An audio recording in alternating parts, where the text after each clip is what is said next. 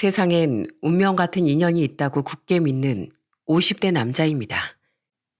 저는 원래 운명이니 인연이니 하는 말은 유치한 감성에 젖은 사람이나 하는 말이라고 생각하던 사람이에요. 그런 제가 인연을 믿게 된 건 40대 중반 시절 우연히 겪게 된 한 가지 일화 때문이죠. 그 일이 제 인생에 얼마나 큰 파장을 불러일으켰는지, 저뿐 아니라 저희 가족에게까지 얼마나 큰 변화를 일으켰는지 들으신다면 아마 모두들 깜짝 놀라실 겁니다. 시간이 아무리 흘러도 마치 어제 일인 듯 생생했던 당시 일과 제게 찾아온 엄청난 인연에 대해 저는 많은 분들께 공유해보고 싶어 이렇게 사연을 보내게 됐어요. 제 어린 시절을 짧게 이야기하자면 그리 넉넉한 형편에서 자라지 못했습니다. 아버진 공무원이셨지만 어머니와 두 분이서 워낙 어렵게 시작했다고 하셨거든요. 특히 집안이 찢어지게 가난했다던 아버진 그래서인지 꽤나 잘인고비셨어요. 사춘기 때 나름대로 그런 아버지께 불만을 가진 적도 있었는데 제 마음을 눈치챈 어머니는 어느 날 조용히 저를 불러 이런 말씀을 하시더라고요. 아버지가 싫으니? 그런 건 아닌데요. 아버진 가끔 너무 자식들한테까지 박하세요. 물론 그렇게 아껴서 두 분이 저랑 형규, 막내 성이 다 키워주시고 번듯한 아파트까지 장만하신 건 알겠는데 집안 형편이 나아지면 뭐해요. 아직도 휴지 한 칸에 아버지 눈치를 보는데요. 어머니는 충분히 불만을 가질 수 있다며 제 어깨를 토닥여 주셨습니다. 그리고 아버지께도 나름대로 이유가 있노라 말씀하시더라고요. 너희 할머니인 네 아버지 나타가 돌아가시고 할아버지도 네 아버지 13살 때 일찍 돌아가신 거 알지? 너무 일찍 고아가 된 네 아버지를 동네 어른들이 많이 안쓰러워하셨대. 그중 마음씨 좋은 동네 유지 어른 덕에 네 아버지는 어찌저찌 생활을 하고 고등학교까지 전부 마칠 수 있었단다. 아버지와 동네 오빠 동생 사이였다던 어머니는 서울에 먼저 상경한 아버지가 공무원 시험에 통과하고 얼마 되지 않아 아버지께 청원을 받으셨다더군요.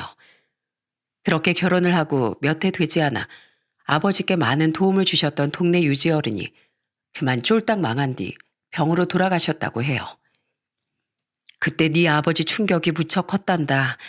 언젠간 꼭 돈을 벌어서 그 어른께 은혜를 갚고 싶다고 했는데 그 부자였던 양반이 그렇게 순식간에 폐가 망신하고 돌아가실 줄 누가 상상이나 했겠니.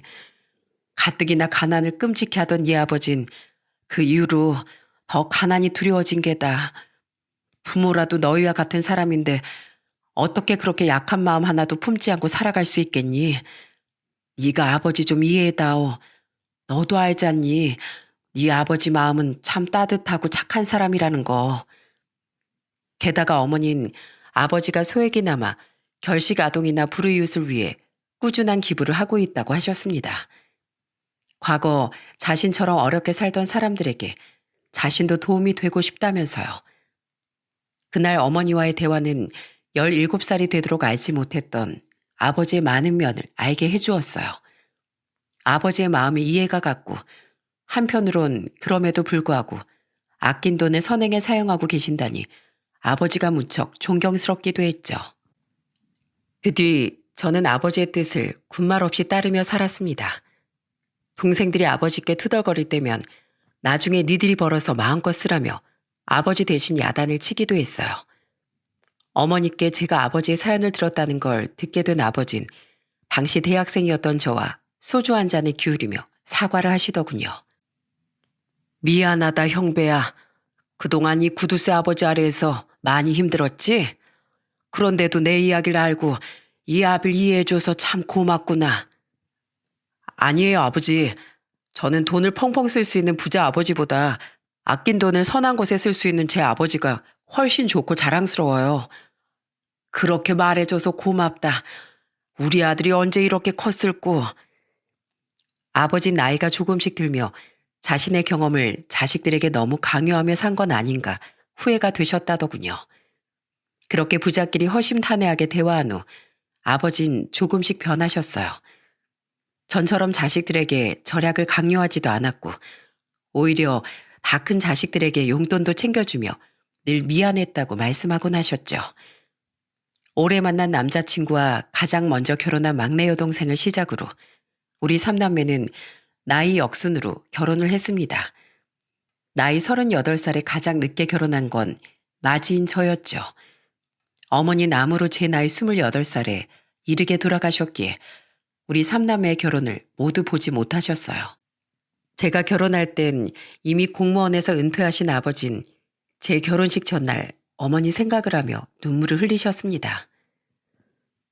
5 식구가 살던 넓은 집에 당신부터 하나 둘 떠나가더니 내일이면 나만 남겠구려. 자식들 다 결혼시키면 둘이서 화분이나 키우며 오순도순 살자더니 오늘따라 당신이 너무 보고 싶소. 그런 아버지의 등이 유독 작고 왜소해 보여 전 아버지 등을 끌어안고 함께 울었습니다.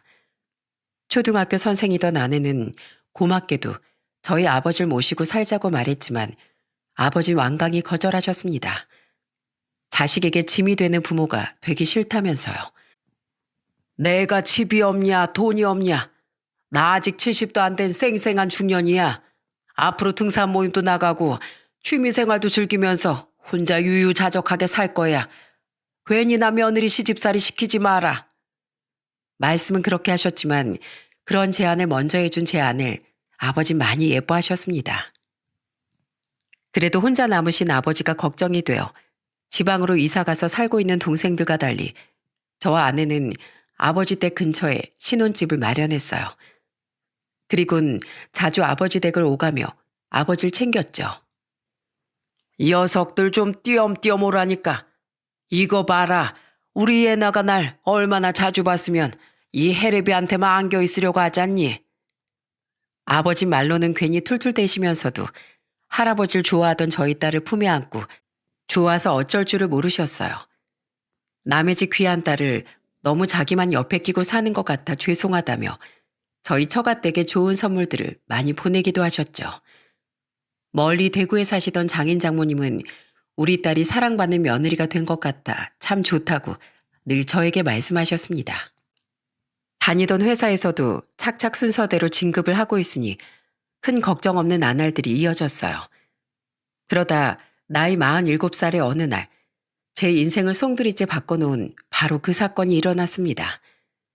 친한 친구의 늦둥이 동생 결혼식에 초대받아 고속버스를 타고 원주에 다녀왔던 어느 날 말이죠. 내 지갑 어디 갔지? 아까 분명 외투 안주머니에 넣어놨는데. 서울로 돌아온 전 집에 도착해서야 지갑이 없어졌다는 사실을 알게 됐습니다. 터미널까지 저를 데리러 왔던 아내 차도 뒤져봤지만 지갑은 나오지 않았어요. 분명 터미널에 내려서 물을 살 때까지만 해도 있었는데 그 뒤 외투를 입지 않고 들고 다니다 빠진 것 같았죠. 지금 터미널에 가서 지갑을 다시 찾아보겠다고? 누가 발견하면 분실물 센터 같은 데 맡겨주겠지. 좀 기다려보자. 그래도 혹시나 누가 그냥 주워가면 어떡해.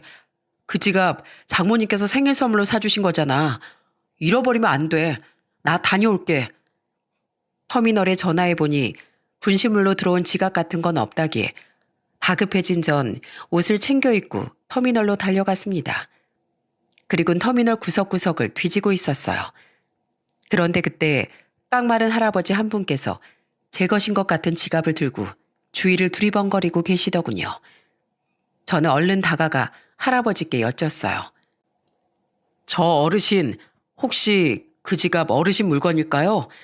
제가 아까 전에 지갑을 잃어버렸는데 제 거랑 똑같이 생겨서요. 아, 이 지갑 주인이 사장님이세요? 할아버진 확인해보라며 제게 지갑을 건네주시더군요. 지갑을 열어 확인한 뒤 제 것이 맞다고 하자 할아버진 다행이라고 말씀하셨어요. 여기서 이 지갑 주인 찾으려고 얼마나 오래 기다렸는지 모릅니다. 감사합니다, 어르신. 그냥 터미널 직원한테 맡기셔도 됐을 텐데 아무튼 덕분에 무사히 찾았네요.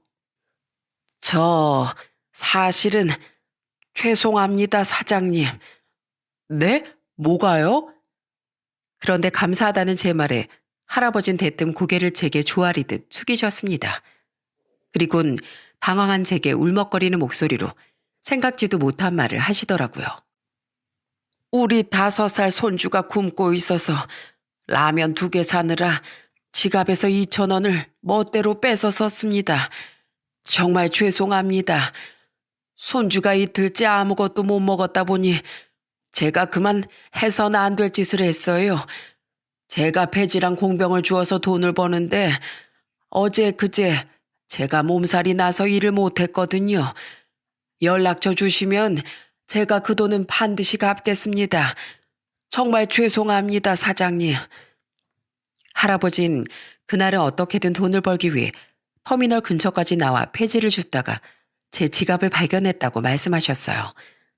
그런데 유독 눈에 보이는 폐지가 없어 허탕을 치고 들어갈까 두렵던 차에 제 지갑 속 돈을 보고 유혹을 이기지 못했다고 했죠. 할아버지의 손엔 정말로 라면 2개가 덩그러니 들려있더라고요. 사정이 얼마나 힘들었으면 그러셨을까 싶어 마음이 아프더군요. 연세도 저희 아버지와 비슷하거나 많아 보이시는데 그런 분의 눈에 눈물까지 맺혀 있는 걸 보니 안타까운 마음이 밀려왔어요. 그래서 전 지갑에서 5만 원짜리 하나를 꺼내 할아버지께 건넸습니다. 어르신, 이거 얼마 안 되지만 보태 쓰세요. 제 지갑 찾아주신 사례입니다. 2,000원은 안 갚으셔도 돼요. 이렇게 제 지갑을 찾아주셨는데 제가 그걸 어떻게 받겠어요? 감사합니다, 사장님. 하지만 이 5만 원은 괜찮습니다. 하지만 할아버진 황급히 손을 내저으며 거절하셨어요. 결국 2,000원은 받지 않기로 하고 어영부영 할아버지와 헤어졌는데 자꾸만 발이 떨어지질 않더군요. 손주로 혼자 키우시는 건가? 폐지를 오늘 못 주우면 내일은 다시 굶으셔야 하는 건가? 반찬이 아닌 라면을 산 거면 집에 쌀도 없다는 소리 같은데. 몇 발자국 걸어가는 동안 정말 오만 가지 생각이 다 들었습니다. 결국 전 황급히 몸을 돌려 다시 할아버지께 달려갔어요. 저보다 걸음이 느렸던 할아버지 역시 얼마 가지 못하셨더라고요. 어르신! 전 할아버지를 부르며 손을 덥석 잡았습니다. 할아버지는 놀란 눈으로 저를 돌아보셨죠. 저는 숨을 헐떡이며 할아버지께 이렇게 말했어요. 어르신, 혹시 집에 쌀이 없으신 건가요? 예, 며칠 전에 떨어져서요. 그러면 어르신 댁이 혹시 어디실까요? 저랑 같이 가실까요? 예, 저희 집을요. 제가 감사의 보답으로 쌀을 좀 사드리고 싶어서 그래요. 돈은 안 받으신다니까 그렇게라도 보답을 하고 싶어요. 아닙니다. 안 그러셔도 되는데요. 그러지 말고 받아주세요. 어린 손주가 먹기엔 밀가루보단 쌀이 낫지 않겠습니까? 쌀 무거우니까 마트에서 같이 사서 제가 직접 댁까지 가져다 드릴게요. 저는 끝까지 할아버지가 거절할까 싶어 할아버지 손을 잡고 재빨리 제 차가 있는 곳으로 향했습니다. 할아버진 몇 장의 폐지가 올려진 철제 운반수레 끌고 당황한 표정으로 절 따라오셨죠. 그렇게 저는 마트에서 쌀을 산 후 할아버지 댁으로 갔습니다. 할아버지 댁은 차가 들어갈 수 없을 만큼 좁은 골목에 위치해 있더군요. 게다가 경사까지 가파른 언덕에 있어 그동안엔 이 연로한 어르신이 어떻게 쌀을 사다 날랐나 싶더라고요. 언덕 골목골목을 지나 도착한 할아버지 댁은 굉장히 낡은 빌라에서도 지하층에 속해 있었어요. 그리고 할아버지를 따라 집에 들어간 전 그만 경악을 하고 말았습니다. 들어오세요. 쌀은 여기에 놓으시면 됩니다. 정말 감사합니다, 사장님. 할아버지 오셨어요? 고작 한 칸짜리 낡은 그 집엔 심지어 창문도 나 있지 않더군요. 방벽과 천장엔 곰팡이가 가득했죠. 게다가 그 방에 있던 사람은 삐쩍 마르다 못해 거의 뼈밖에 남아있지 않던 할아버지 손주가 끝이 아니었어요. 방 한쪽 구석엔 저보다 조금 어려 보이는 남자 한 명이 할아버지의 손주와 마찬가지로 앙상하게 마른 채 누워있더라고요. 사람이 왔는데도 고개를 들어보지도 않은 걸 보니 어디가 많이 아픈 사람 같았습니다. 할아버진 입을 틀어막은 저를 보고 민망한 목소리로 말씀하셨어요. 여긴 아까 말씀드린 제 손주고 저기 누워있는 사람은 우리 손주 애빈 제 둘째 아들입니다. 제 아들은 근육이 서서히 마비되고 결국 죽음에 이른다는 루게릭병 판정을 받았어요. 벌써 병에 걸린 지 3년째인데 수중에 병원비로 쓸 돈이 바닥나 집에서 세상 떠날 날만 기다리고 있습니다. 루게릭병 환자들은 보통 3, 4년을 넘기기 힘들어 한다더라고요. 이젠 혼자선 거의 움직이지도 못하고 말도 하기 힘들어 합니다.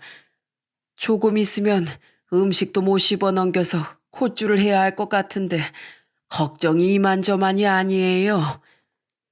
할아버진 물이라도 대접하고 싶다며 제게 방 안에 앉으라고 권하셨습니다. 할아버지가 잠시 물을 뜨는 사이 할아버지의 손자는 못 먹어 힘이 없는 와중에도 저를 보며 호기심 어린 눈빛을 보내더군요. 넌 이름이 뭐니? 정강지우예요. 5살. 아저씨 누구예요? 아저씨는 박형배라는 사람이야. 반가워. 아저씨가 지우 할아버지께 도움을 좀 받았거든. 그 답례를 하려고 쌀을 사온 거야. 와, 신난다. 할아버지, 우리 드디어 밥 먹을 수 있어요? 저 너무 배고파요. 어르신, 제 물은 괜찮으니까 지우 밥부터 먹이는 게 낫지 않을까요?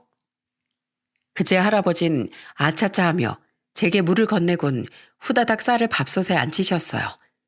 그리곤 제 앞에 앉아 밥 먹을 생각에 들뜬 손주의 머리를 쓰다듬으며 말씀을 시작하셨죠. 사는 꼴이 영 엉망이지요.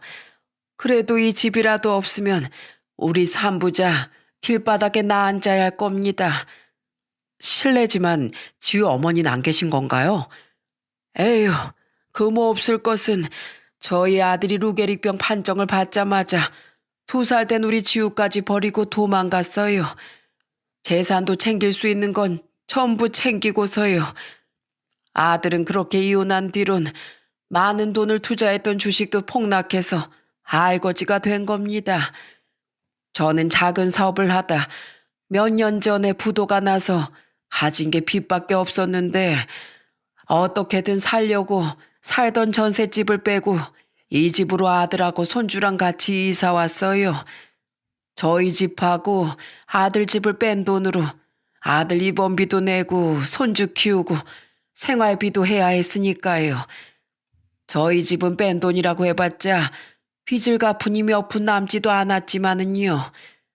버는 사람이 파지 죽고 공병 줍는 이 늙은이밖에 없으니 결국 가진 돈도 전부 바닥나고 아들도 퇴원시키고 지금은 하루 벌어 하루 간신히 쓰고 월세만 내는 파리 목숨을 이어가고 있습니다.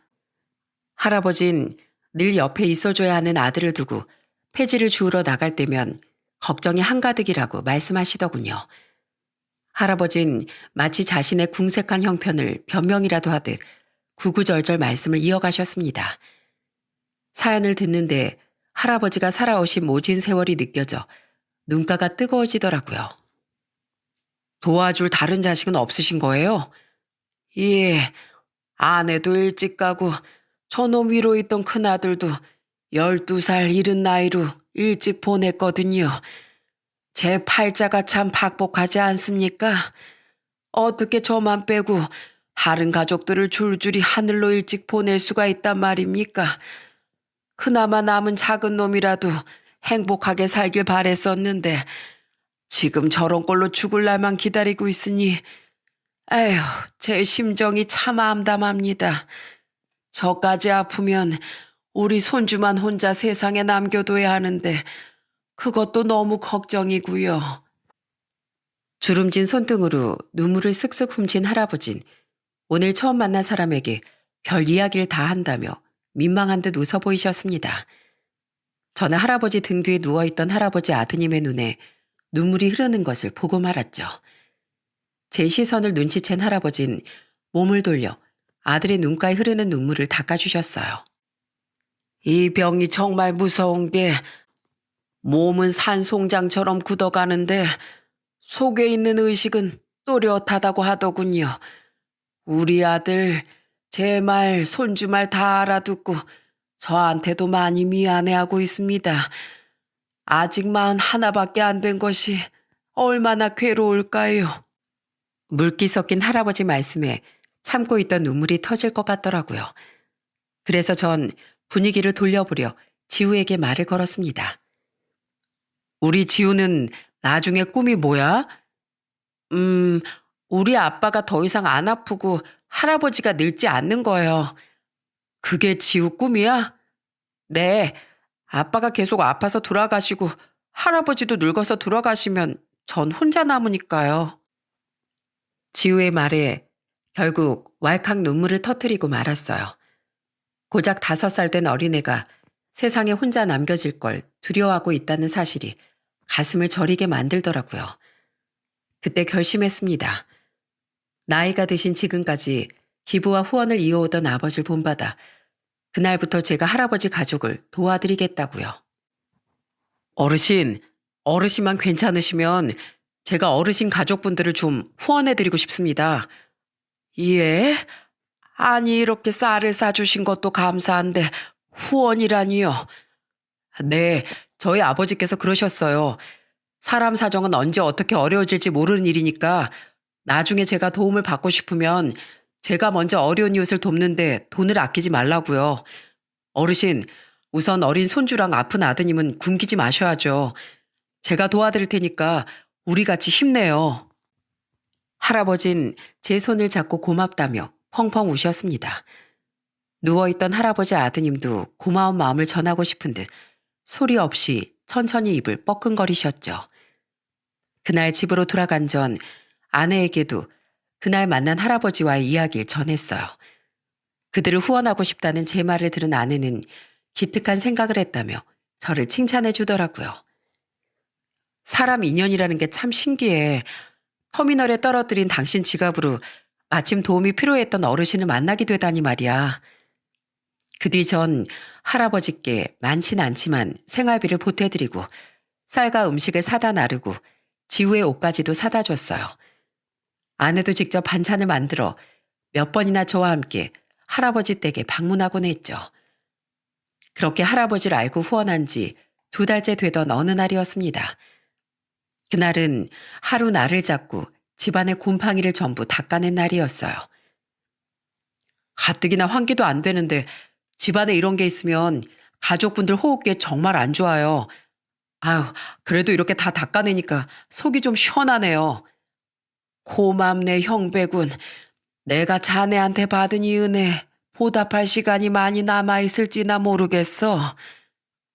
어느덧 제게 말을 편하게 하시던 할아버진 제가 사온 과일을 씻어 내어주며 고맙다고 말씀하셨어요.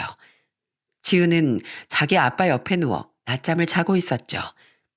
그렇게 할아버지와 나란히 앉아 사소한 잡담을 하던 전 그날 아주 놀라운 사실을 알게 되었어요. 이렇게 자식을 훌륭하게 키운 자네 부모님은 어떤 분인지 궁금하구먼. 저희 부모님이요? 좋은 분들이세요. 비록 어머닌 제가 20대 때 일찍 돌아가셨지만요. 그래, 그럼 부친께서는 연세가 어떻게 되시나? 75이세요. 나랑 동갑이시구먼. 그래, 고향은 어디시고? 자넨 원래 서울 사람인가? 전 서울에서 태어났는데요. 부모님은 충청도 논산 분들이세요. 그래, 나도 고향이 논산인데 혹시 중고등학교는 어디 나오셨는지 아나? 학교까진 잘 모르겠는데 논산에서 나오신 거 맞아요. 성인 되고 나서 서울로 상경하셨다고 했거든요. 그럼 혹시 자네 부모님 성함이 어머닌 임향자 옥자 되시고 아버진 박장자 식자 되십니다. 박장식이? 장식이가 자네 부친이라고? 놀랍게도 할아버진 저희 아버지의 고향 친구분이셨던 거예요. 그것도 꽤나 절친한 사이셨다며 같은 동네에서 자랐던 저희 어머니도 아신다고 했죠. 할아버진 제게 이것저것 물어보셨습니다. 그래. 이렇게 찬찬히 뜯어보니까 확실히 재수 씨랑 자네 부친 얼굴이 보이는구먼. 세상에 이렇게 신기할 때가 자네가 바로 장식이 아들이었다니. 근데 자네 모친은 왜 돌아가셨나? 재수 씨도 참 좋은 사람이었는데 자네 부친은 끝까지 공무원 생활을 하다 퇴직하신 겐가? 지금은 건강하시고 아픈 데는 없고. 할아버진 들뜬 어린아이 같은 표정이셨어요. 할아버지의 표정만 봐도 고향인 논산과 어린 시절 아버지와의 추억을 떠올리고 계신다는 걸 알 수 있었죠. 저 또한 두 분의 인연이 너무 신기해 그날 집으로 돌아오는 길에 아버지께 전화를 걸어 물었습니다. 아버지, 제가 얼마 전부터 후원해드리고 있었던 어르신 얘기 기억하세요? 그럼 기억하고 말고. 근데 그 어르신 고향이 논산이시래요. 성함은 강봉자 안자 되시고요. 아버지를 아신다던데 아버지 고향 친구분이 맞으세요? 뭐? 아니, 그 영감이 강봉안이라고? 확실하냐? 예, 아시는 거 보니까 정말 두 분이 친구가 맞으신가 보네요. 와, 살다 보니까 이렇게 신기한 일이 다 있네요. 혹시 내일 시간 되세요, 아버지? 두 분께 다시 한번 자리를 마련해드리고 싶은데, 그럼, 당연히 되다 마다. 아니다, 그럴 것 없다. 내 지금 당장 봉안이 그 친구를 만나야겠어. 너 그 집에서 돌아오는 길이라고 했지? 나 좀 데리고 그 집 좀 다시 가자. 정말 절친한 사이셨는지 아버진 다음 날까지 기다리지도 못하고 곧장 할아버지를 봐야겠다고 말씀하시더군요. 할아버지께 전화로 말씀드렸더니 잠시 망설이긴 했지만 할아버지 또한 저희 아버지를 보고 싶다고 하셨습니다. 그렇게 전 곧장 아버지를 모시고 다시 할아버지 댁으로 향했죠.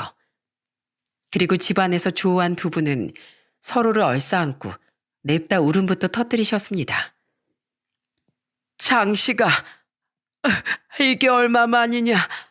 이 사람 아직 정정하구먼. 봉안이 이 친구야. 내가 자네를 얼마나 찾았는 줄 아나? 그렇게 소리 소문 없이 사라지더니 지금 사는 꼴이 이게 뭐야? 내 자네가 이렇게 어렵게 사는 줄 알았으면 진즉 도왔을 거 아니야?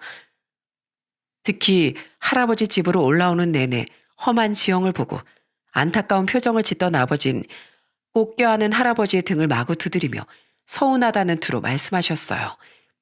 겨우 진정한 두 분은 서로 손을 꼭 마주잡고 밀린 세월에 대한 이야기를 시작하셨습니다.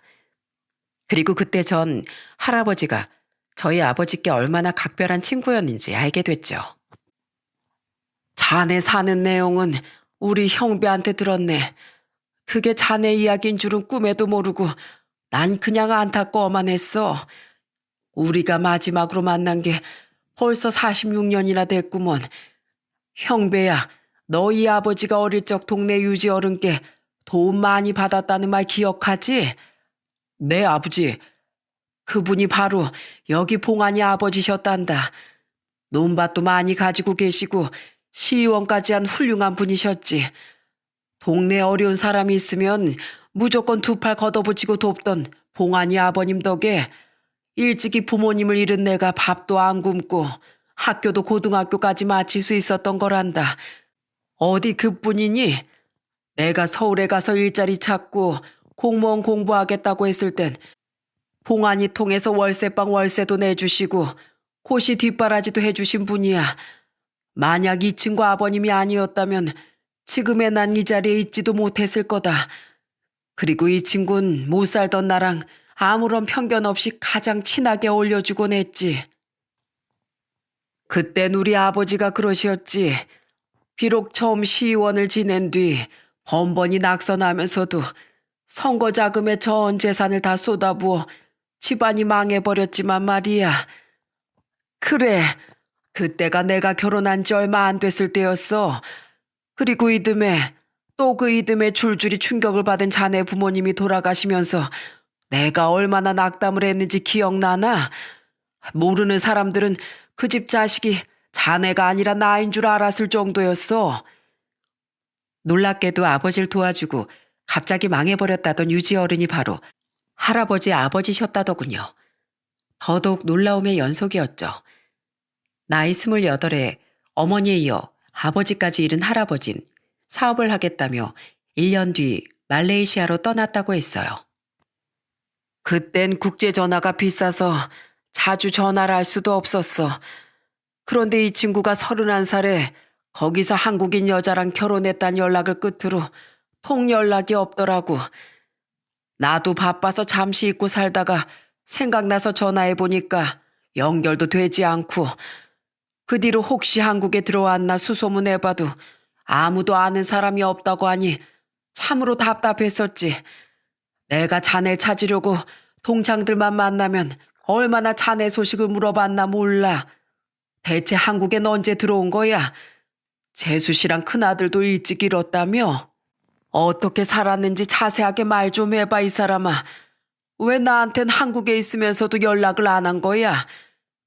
별거 없네. 자네 아들한테 들은 게 다야. 말레이시아에서 아내를 만나고 이사를 한 번 갔는데 그 뒤론 사느라 정신이 없어서 연락할 생각을 못했어. 그때 연락처가 바뀌어서 자네도 나랑 연락이 안 됐던 거고. 그런데 결혼한 지 고작 10년 만에 아내가 병으로 가버리고 사업까지 망하니 사람이 정신을 아주 못 차리겠더구만. 그래서 아내 죽고 3년 뒤에 한국으로 들어왔는데 그때 우리 큰아들이 교통사고로 세상을 떠나버렸어. 아내가 죽은 것도 큰애가 죽은 것도 전부 다 내 탓인 것만 같아. 하늘이 무너진 것 같았지. 게다가 집도 사업도 전부 망해버렸으니 이런 망가진 꼴로 날 아는 사람들 앞에 절대 나타나고 싶지 않았네. 그래서 고향에도 가지 않고 자네에게도 연락하지 않았던 거야. 그 뒤로 겨우 돈을 모아서 다시 작은 사업을 시작했는데 그것마저 사길당해 빚더미에 안고 말았다가 지금에 이른 거라네. 이 친구야, 마음이 힘들수록 날 더 찾았어야지. 우리 사이가 고작 그것밖에 안 됐나? 자존심도 중요하지만 사람이 우선 살아야 될 거 아닌가. 그 건강하던 친구가 온몸에 뼈밖에 없구먼. 이 바보 같은 사람아. 사연을 전부 들은 아버진 오열을 하며 할아버지의 어깨를 어루만지셨습니다. 그리고 멀뚱멀뚱 자신을 보고 있던 지우도 한 번 껴안고 누워서 눈물을 흘리고 있던 할아버지 아드님 손까지 한 번 꽉 잡아보셨죠. 할아버진 그런 아버지를 보며 힘없이 말씀하셨어요. 그래도 우연이라는 게 참 대단하구먼. 내가 자네 아들 지갑을 주어 2,000원을 꺼내지 않았더라면 자네 아들이 내 이런 사정을 어떻게 알고 도왔겠나. 애초에 형배군이 지갑을 잃어버리지 않았다면 난 죽을 때까지 자네와 만나지 못했을 거야. 이 나이가 돼서 잘 살고 있는 모습을 보니 참 좋네. 난 그거면 됐어. 이렇게 난 자네를 본 것만으로도 더는 원이 없네. 아버지 눈물을 손바닥으로 눌러 닦으셨습니다. 그리고는 집안을 쓱 둘러보더니 단호한 목소리로 이렇게 말하셨죠. 자네 이사갈 준비하게. 뭐? 아니 갑자기 그게 무슨 소리야? 내 평생 자네 부친께 입은 은혜를 갚지 못한 게 가슴에 한으로 남았었어. 그걸 이제야 자네에게 갚을 수 있을 것 같네. 난 퇴직하고 자식들 셋 다 공부시키고 결혼시키느라 가진 돈이 많이 없지만 그래도 자네랑 자네 식구들 정도는 충분히 책임질 수 있어. 이런 집에 살다간 멀쩡한 사람도 골병 들어서 죽어나갈 게야. 내가 집부터 알아볼 테니 창문 있는 집으로 이사부터 가세. 아닐세 아니야. 지금 내가 자네 아들에게 지고 있는 빚만 해도 마음이 늘 무거웠네. 그런데 어떻게 그런 큰 도움을 받는단 말이야. 난 이러려고 자네 만난 게 아니야. 자존심 챙기지 말게. 삐쩍 마른 자네 손주 안 보이나? 안 그래도 아픈 자네 아들을 더 고통스럽게 만들 참이야. 난 자네 부친 덕에 사람 같은 인생을 살고 있는 사람일세. 아버님 덕분에 밥도 안 굶고 학교도 다니고 이렇게 공무원까지 됐어. 그러니 내가 자네에게 해줄 수 있는 건 자네 아버님이 나한테 해주신 일에 비하면 아무것도 아니야. 내 말 듣게나. 알았나? 하루를 살아도 사람답게 살아야지, 봉안이 이 친구야. 아버지의 말에 할아버진 아버지의 손을 잡고 눈물을 뚝뚝 흘리셨습니다. 아버진 그런 할아버지의 손을 어루만지며 그동안 살아내느라 고생했다고 함께 흐느끼셨죠. 며칠 뒤 아버진 정말 할아버지 산부자에게 작은 전셋집을 하나 구해주셨어요. 저와 아내는 두 팔을 걷어붙이고 이사를 손수 도왔습니다. 비록 가진 돈이 많이는 없어 아버진 할아버지 아드님을 비싼 요양병원엔 보내드리지 못했어요.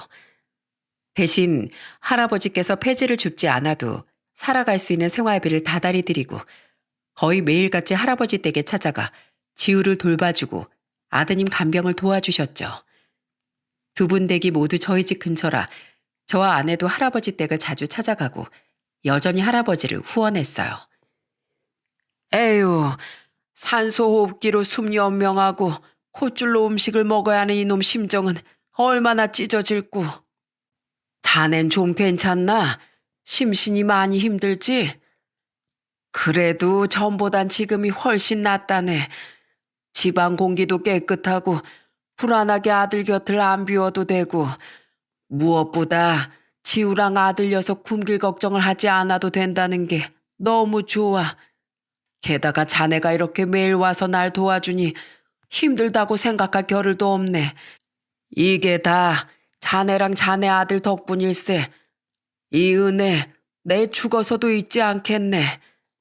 사람 참 같이 늙어가는 처지에 무섭게 왜 죽는다는 말을 하나? 오래도록 못 보고 산 만큼 오래오래 나랑 살다 가세. 현우야, 너도 마찬가지야. 제발 덜 아프게 우리 곁에 오래도록 머물러 주렴. 너까지 떠나면 네 아버지 억장이 얼마나 무너지겠니? 아버지는 늘 할아버지 아드님의 손을 잡고 그렇게 응원의 말을 건네주셨습니다. 하지만 할아버지 아드님은 결국 전셋집으로 이사한 지 2년 만에 숨을 거두고 말았죠. 아드님 유고를 납골당에 안치시키며 할아버진 눈물로 작별 인사를 하셨어요. 현우야, 마지막까지 유언하나 제 입으로 말하지 못하고 얼마나 괴로웠니. 이 애비가 너무 못나서 널 더 편안하게 보살펴주지 못해서 정말 미안했다. 이제 거기 가선 두 다리로 마음껏 뛰어다니고 큰 소리로 웃기도 하면서 행복하게 살아. 네 엄마랑 우리 큰놈한테도 안부 전해주고 고생 많았다 내 아들. 할아버진 끝내 무릎을 꿇고 바닥으로 눈물을 뚝뚝 떨구셨어요. 지우는 허리 숙여 그런 자기 할아버지를 꼭 안아주었죠. 할아버지, 울지 마세요. 지우가 옆에 있잖아요. 아빠 이제 아프지 마세요. 그리고 다음에 꼭 건강하게 태어나서 또 저희 아빠가 돼주세요. 안녕히 가세요, 아빠. 고작 7살 된 어린애의 말에 그 자리에 있던 아버지와 저 그리고 아내까지 모두 눈물을 터뜨렸습니다. 그리고 할아버진 아드님을 보낸 후 지우와 함께 저희 아버지 댁에서 살게 되었어요. 아드님을 보내고 돌아오던 차 안에서 저희 아버지가 할아버지께 이렇게 말씀하셨거든요. 애 많이 썼네 이 친구야. 그리고 자네 지우랑 같이 우리 집에 들어와서 사는 거 어떻겠나.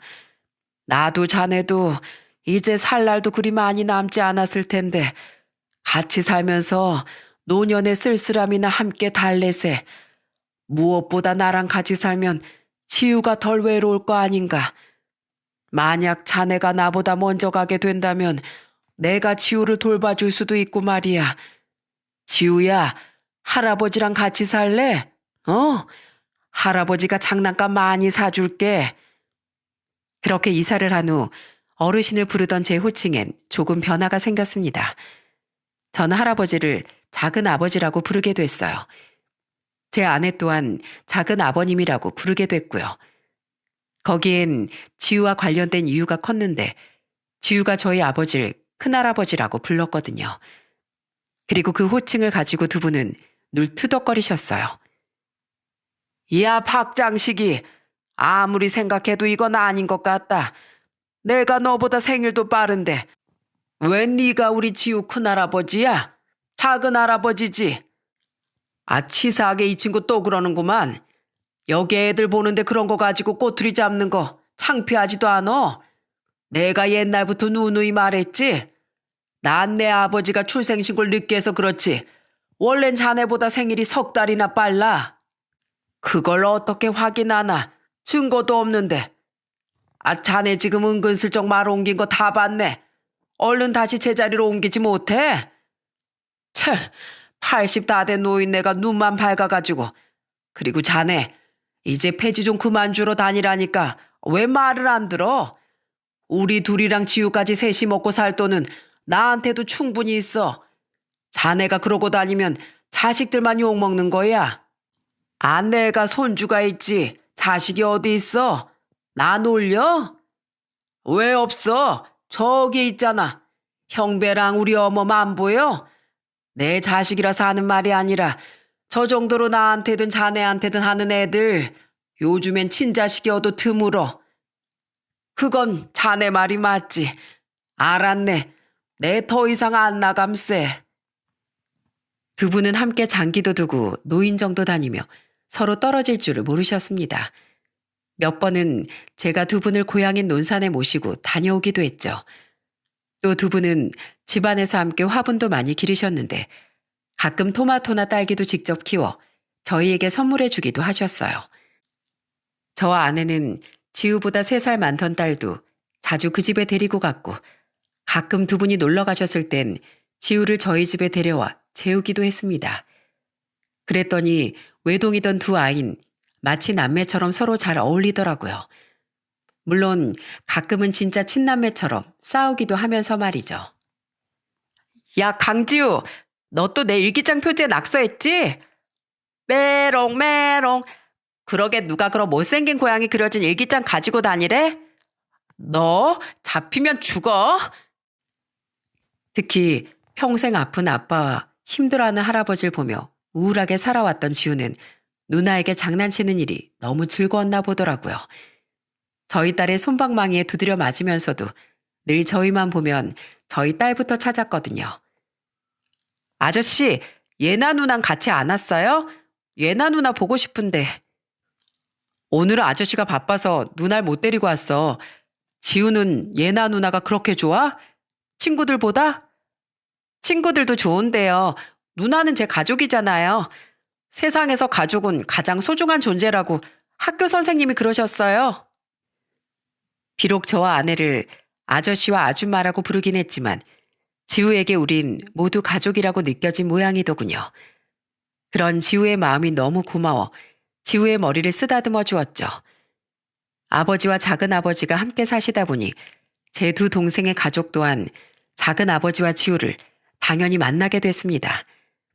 아버진 두 동생에게 작은 아버지를 자신의 은인이라고 소개하셨어요. 그동안 얼굴은 못 뵀어도 형이랑 아버지께 말씀 많이 들었습니다. 늦었지만 예전에 저희 아버지를 도와주셔서 정말 감사드립니다. 내가 도왔나? 내 아버지께서 도우셨지. 오히려 지금 매일같이 은혜를 입고 있는 건 나일세.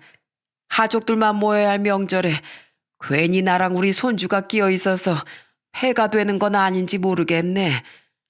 에이, 무슨 그런 말씀을 하세요. 지금 저희 아버지랑 사시면 당연히 저희랑도 가족이나 마찬가지죠.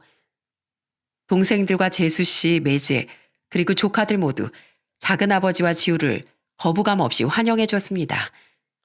그렇게 행복한 노년을 지내다 작은 아버진 아버지와 함께 산 지 5년 뒤 82세의 나이로 집에서 편안히 숨을 거두셨어요. 마치 잠에 빠진 것처럼 평온한 미소를 띠고 말이죠. 작은 아버지 장례를 치르며 저는 며칠 전 작은 아버지께서 제게 하신 말을 떠올렸습니다. 요새 자꾸 몸의 기운이 빠지는 것 같아. 살 날이 얼마 남지 않다는 게 느껴지네. 왜 그런 말씀을 하세요, 작은 아버지. 저희 아버지랑 오래오래 지우 다 크는 것도 보고 가셔야죠. 그건 너무 욕심 아니겠나. 형배야, 돌이켜보면 내 아버지가 망하신 후로 내 인생은 하루도 편할 날이 없었던 것 같아. 그런데 7년 전 널 만나고 내 인생이 변했어. 너랑 네 아버지를 만난 덕에 우리 둘째도 조금은 편안하게 보내줄 수 있었고, 우리 지울 마음 놓고 맡길 사람이 있어 내가 편하게 죽은 가족들 곁으로 갈 수 있을 것 같다. 형배야, 네 아버지 나처럼 많이 연로한 사람이다. 그러니 너무 많은 빚을 진 너에게 마지막으로 내 염치 없는 부탁 하나만 더 해도 되겠니? 무슨 부탁이요? 내가 가면 혼자 남게 될 우리 지우 부디 외면하지 말고 어른이 될 때까지만이라도 잘 좀 보살펴다오. 어릴 때부터 너무 많은 고생을 하고 산 아이인 거 너도 잘 알잖니. 부탁한다 형배야. 작은 아버진 정말로 눈앞으로 다가온 자신의 죽음을 예견하셨던 것 같아요. 끝까지 자신이 아닌 손주 걱정뿐이던 작은 아버지의 모습이 떠올라 장례식 내내 눈물을 참기가 너무 힘들었죠. 장례식이 끝난 후 아버지 또한 저와 아내를 불러 이렇게 말씀하시더군요. 어머마, 아버마, 너희들 혹시 지울 입양할 생각이 있니? 봉안이 이렇게 보내고 만약 나까지 가버리면 그 어린 것이 또 얼마나 상처를 받을지 벌써부터 걱정되는구나. 아버지, 안 그래도 집사람이랑 상의했는데요. 저희 지우 자식으로 입양하려고요. 돌아가신 작은 아버지께서도 생전 제게 지우를 부탁하기도 하셨고, 지우는 이미 우리 가족이나 마찬가지잖아요. 맞아요, 아버님. 저도 지우 보면서 자꾸 마음이 짠했어요. 아무래도 엄마 손길이 많이 필요할 나이니까 더 지우가 마음에 걸렸던 것 같아요. 지우, 저희가 품을게요. 저희 친정 부모님도 이미 알고 계세요. 그리고 아버님, 예전에 제가 아버님 모시고 살고 싶다고 했던 말 기억하세요? 갑자기 그 얘긴 왜? 이번에 작은 아버님 보내면서 저랑 아범이랑 의논했어요. 이번엔 정말 아버님을 모시고 살 때가 된 것 같다고요. 아버님 연세도 많으신데 혹시 혼자 사시다가 무슨 일이라도 생기면 어떡해요. 아버님, 제가 며느리살이 안 시킬 테니까 이젠 저희랑 애들이랑 같이 살아주세요. 부탁드려요. 갑작스런 아내 이야기에 아버지 눈물을 터뜨리셨습니다. 그리곤 고맙다고 말씀하셨죠. 아마 쭉 혼자 사시다가 5년 동안 친구분과 즐거운 삶을 사셨으니 그 빈자리가 전보다 훨씬 크셨던 것 같아요. 그렇게 우린 지우를 입양했고 아버지 댁으로 들어가 합가를 했습니다. 저희의 입양 소식을 듣고 장인 장모님도 제 동생들도 모두 잘한 일이라며 응원해줬죠. 그렇게 셋이었던 우리 식구는 5이 된 지도 벌써 1년이 지났어요. 올해로 초등학교 6학년이 된 지우는 여전히 저희 아버지와 벌써 중3이 된 저희 딸과는 매우 잘 지냈는데 유독 저와 아내를 조금 어려워하더군요. 전엔 아줌마 아저씨였다가 갑자기 엄마 아빠가 되었으니 충분히 어색해할 만하다고 생각했어요. 여보, 우리 시간을 가지고 충분히 기다려주자. 다른 것도 아니고 지우 엄마가 되는 일인데 난 언제까지고 기다릴 수 있어. 그런 지우가 얼마 전 처음으로 저희에게 엄마 아빠라고 불러주었답니다. 주말을 맞아 다 같이 가평 나들이를 가기로 한 날 안방에서 아직 준비를 하고 있던 저와 아내에게 지우가 이렇게 말하더군요. 엄마, 아빠, 할아버지가 날 샌다고 빨리 나오시래요.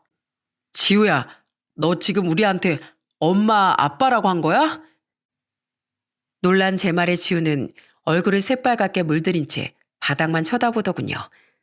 그런 지우에게 너무 고마워. 저와 아내는 이제 정말 우리 아들이 되어준 지우를 꼭 안아주었죠. 끊임없이 고맙다, 고마워하며 눈물까지 흘리다 결국 밖에서 기다리던 저희 아버지께 안 나오냐 하는 호통을 듣기도 했다니까요. 아내와 제가 요즘 바라는 건 2가지입니다. 하나는 저희 아버지와 마찬가지로 연로하신 장인 장모님이 오래도록 정정하게 살아계시는 것. 또 한 가지는 우리 아이들이 밝고 건강하게 자라주는 거예요. 특히 일찍이 친가족을 모두 잃는 아픔을 겪은 우리 지우가 행복할 수 있도록 저와 아내는 최선을 다해 좋은 부모가 되어줄 생각이랍니다. 끝까지 손주 걱정을 하던 작은 아버지께서 그런 저희를 보고 부디 걱정을 내려놓으셨으면 좋겠네요.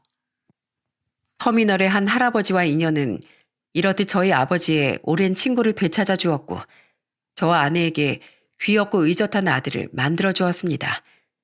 실제로 겪어보니 세상엔 이런 운명 같은 인연이 정말로 존재하더군요. 그러니 여러분께서도 무심코 스쳐보낼 법한 인연도 늘 눈여겨 살펴보셨으면 좋겠어요. 그 짧은 인연이 언젠가 여러분의 삶을 뒤바꿔 놓을 하늘의 선물일 수도 있으니까요. 날이 많이 따뜻해져 슬슬 봄꽃이 피어나고 있습니다. 지나간 시간은 두 번 다시 돌아오지 않으니 이렇게 좋은 날씨에 가족들과 나들이라도 한번 다녀오시면 어떨까 싶네요. 여러분의 가정에 늘 평안함이 깃들길 빌며 이만 사연을 마치겠습니다. 감사합니다.